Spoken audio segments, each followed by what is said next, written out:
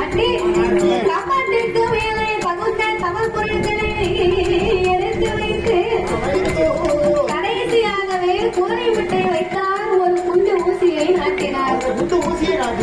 கோழி முட்டை எடுத்து வைக்கிறாங்க. கோழி முட்டை எடுக்க வைக்காங்க.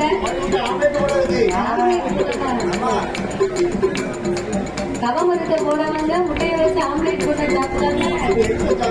அதாவது கோயில போய் பத்தியா சாமி கும்பிடுறவங்க கிட்ட கேட்டா தெரியும்.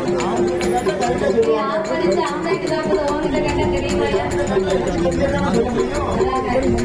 நாகராஜனும் நாகத்தன்னையும் கம்பத்திரம் இருக்கும் போது அவன் பொருளுக்கு மேலே கோழி முட்டையை வைத்தார்களே. ஆனா கரு இருந்தாக்கா அதுல உரு ஏறுமா.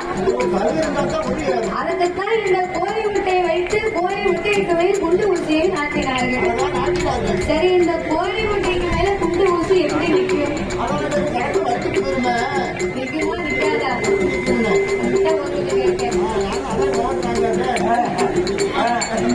கோழி முட்டைக்கு மேல் குண்டு ஊசி நிற்கி அப்படின்னா ஓம் நமச்சிவாய் என்ற நாமத்தை சொல்லி ஊசி வைத்தாங்களாம். அந்த ஊசி நிற்கலாம்.